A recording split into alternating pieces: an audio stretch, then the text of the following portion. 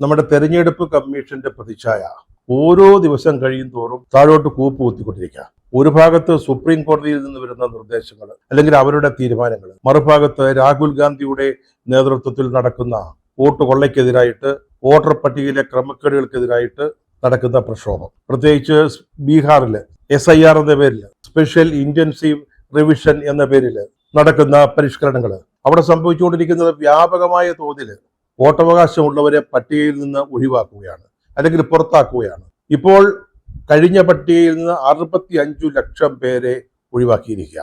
ഇതിനെതിരെ, അതായത് ഈ 65 ലക്ഷം പേരെ ഒറ്റയടിക്ക് ഒഴിവാക്കുന്നതിനെതിരെ കൃത്യമായ നിർദ്ദേശങ്ങളോടുകൂടി സുപ്രീം കോടതി രംഗത്ത് വന്നതോടെ ആ നീക്കത്തിന് വലിയ തിരിച്ചടി ഏറ്റിരിക്കുകയാണ്.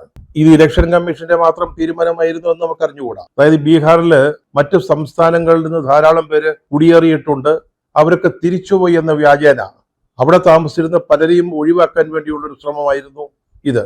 നമുക്കറിയാം, വോട്ടർ പട്ടിക പരിഷ്കരിക്കുമ്പോൾ കുറച്ചുപേരൊക്കെ സ്ഥലം മാറിപ്പോയിട്ടുണ്ടാവും, കുറച്ചുപേര് മരിച്ചു പോയിട്ടുണ്ടാവും, കുറച്ചൊക്കെ ഇരട്ട വോട്ടുകൾ ഉണ്ടാവും. അതൊക്കെയാണ് പരിഷ്കരിക്കേണ്ടത്.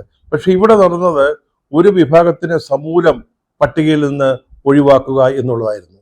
പക്ഷേ ഇന്നലെ വന്ന സുപ്രീം കോടതിയുടെ വളരെ പ്രധാനപ്പെട്ട ഒരു നിർദ്ദേശം ഇലക്ഷൻ കമ്മീഷന്റെ ഈ ലക്ഷ്യത്തിന് തടസ്സം കുറിക്കുന്നതാണ്.